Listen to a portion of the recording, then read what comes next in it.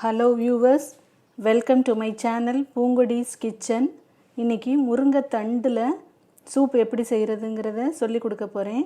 இதுக்கு வந்து முருங்கை தண்டு மட்டும் கிடையாது, கீரை தண்டு எது வேணாலும் யூஸ் பண்ணிக்கலாம்.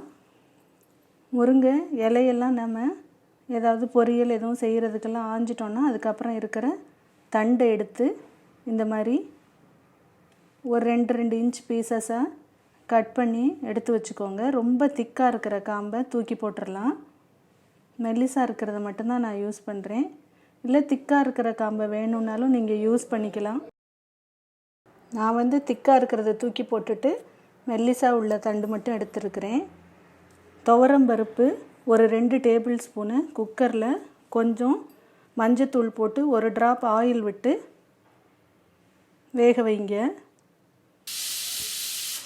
ஒரு சவுண்ட் வந்த உடனே ஆஃப் பண்ணிரலாம். தாளிக்கிறதுக்கு கொஞ்சம் மிளகும் 5-6 மிளகும் 1/4 டீஸ்பூன் சோம்பும் எடுத்துருக்கிறேன்.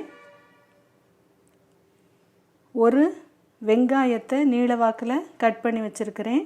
ஒரு பச்சை மிளகாய், ஒரு தக்காளி, இதெல்லாம் தேவைப்படும். தக்காளியும் பொடியாக கட் பண்ணி வச்சுக்கோங்க. கடாயில் எண்ணெயை சூடு பண்ணிவிட்டு மிளகும் சோம்பும் போட்டு பொரிய விடுங்க. அது பொரிஞ்ச உடனே பச்சை மிளகாய், வெங்காயம் எல்லாத்தையும் போட்டு நல்லா வதக்கணும்.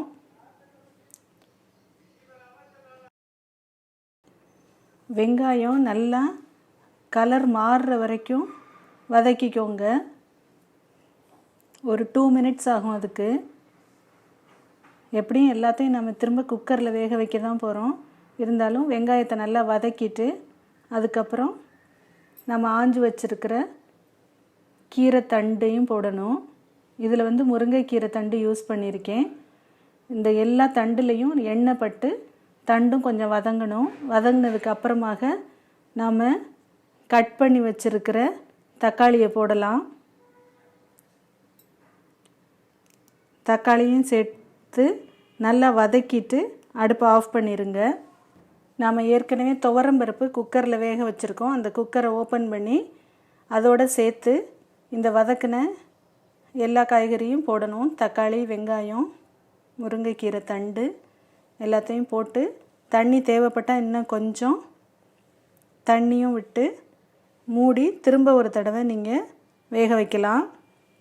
நல்லா வெந்ததுக்கப்புறம் ப்ரெஷரை ரிலீஸ் பண்ணிவிட்டு ஓப்பன் பண்ணுங்கள். இந்த மாதிரி இருக்கும்.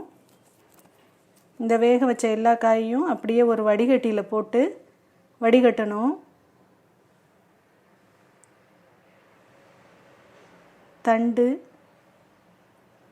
வெங்காயம், தக்காளி, மிளகு, சோம்பு எல்லாமே சேர்த்து இதில் வடிகட்டிருங்க. இப்போது அதை ஆற வச்சுட்டு மிக்சியில் அரைக்கணும். எல்லாத்தையும் சேர்த்து மிக்சியில் போட்டு நைஸாக அரைச்சிருங்க.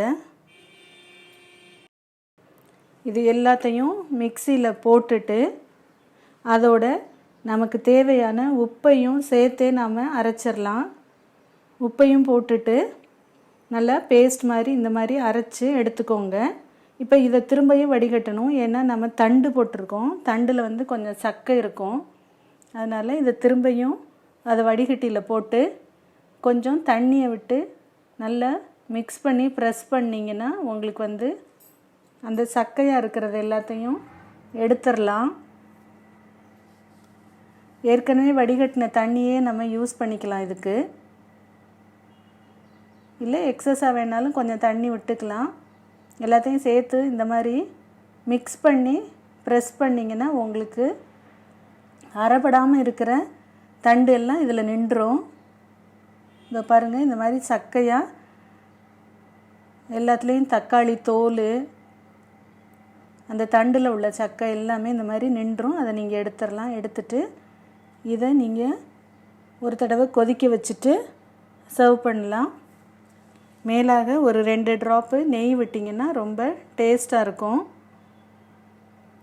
இதை அப்படியே நீங்கள் கப்பில் எடுத்து சர்வ் பண்ணலாம். கீரை தண்டு சூப்பு இப்போ ரெடி ஆயிருச்சு. மேலாப்பில் ஒரு ட்ராப்பு நெய் விடுங்க. இந்த வீடியோ உங்களுக்கு பிடிச்சிருக்குன்னு நினைக்கிறேன். இன்னும் இதை போல் வீடியோஸை பார்க்கணுன்னா என்னோடய சேனலை லைக் பண்ணுங்கள், ஷேர் பண்ணுங்கள், சப்ஸ்கிரைப் பண்ணுங்கள், மறக்காமல் கமெண்ட் பண்ணுங்கள். தேங்க்யூ.